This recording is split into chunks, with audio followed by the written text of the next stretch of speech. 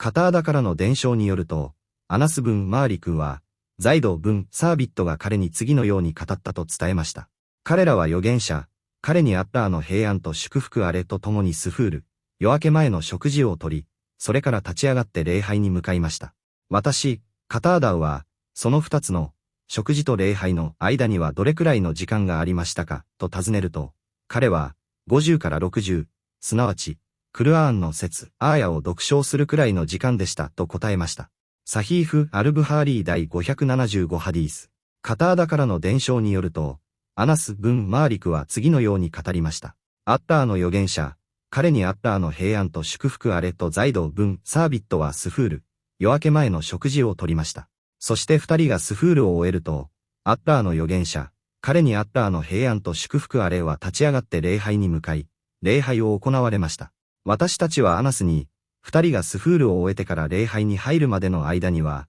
どれくらいの時間がありましたか、と尋ねました。すると彼は、一人の人が50節の、クルアーンの説を読唱するくらいの時間でした、と答えました。サヒーフ・アルブハーリー第576ハディース。ハディースの説明。コンパニオン、サハーバー、アッターが彼らをご満悦になりますようには、あらゆる事柄においてアッターの使者、彼にアッターの平安と祝福あれの足跡をたどり、その寸名を導きに合致させようと、主の行いの詳細を把握することに最も熱心な人々でした。このハディースにおいて、アナス・ブン・マーリク、アッターが彼をご満悦になりますようには、預言者、彼にアッターの平安と祝福あれがザイド・ブン・サービット、アッターが彼をご満悦になりますようにと共にスフール、夜明け前の食事を取られたことを伝えています。スフールとは、断食を意図したものがファジュル、黎明に入る前に取る食事のことです。お二人がスフールを終えられた後、預言者、彼にアッターの平安と祝福あれは立ち上がってスブフ・ファジュル暁の礼拝に向かわれました。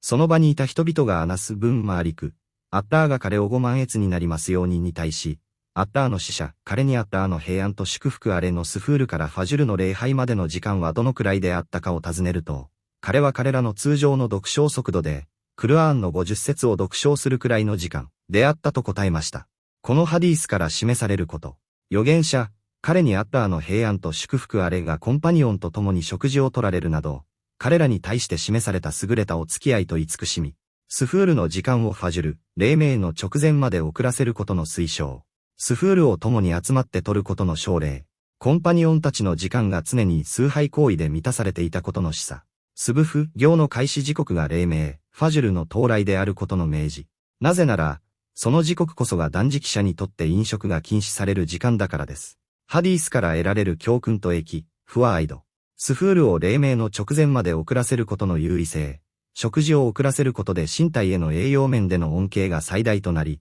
その日の断食における効果がより高まるためです。学びの熱意、コンパニオンたちが預言者、彼にアッターの平安と祝福あれから直接学ぶため、主と共に過ごすことに熱心であったこと。預言者、彼にアッターの平安と祝福あれの良きお人柄、コンパニオンたちと共に食事を取られるなど、親密に接せられたこと。飲食を断つ時間、イムサークの特定、飲食を止める正確な時刻は黎明、ファジュルの到来であること。アルムハッラブの言葉、このハディースには、時間を人間の身体的行為によって測定することが示されています。かつてアラブ人は、羊の乳を絞る時間や、ラクダを屠殺する時間といったように行為で時間を捉えていました。しかしザイド・ブン・サービット、アッターが彼をご満悦になりますようには、それをクルアーンの読唱による測定へと改めました。これは、その時間が読唱という崇拝行為に当てられていた時間であったことを示唆しています。もし行為以外で時間を捉えていたならば、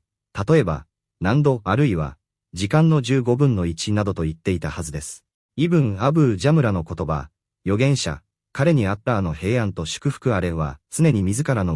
共同体にとって最も配慮の行き届いた、負担の少ない、方法を選んでおられました。もし主がスフールを取られなかったならば、人々もそれに倣って一部の者に苦痛を与えたでしょう。また、もし夜の半ば、夜中にスフールを取られたならば、睡魔に襲われやすい人々にとっては苦痛となり、スブフ、行の礼拝を逃す原因となったり、夜更かしという努力を強いられることになったからです。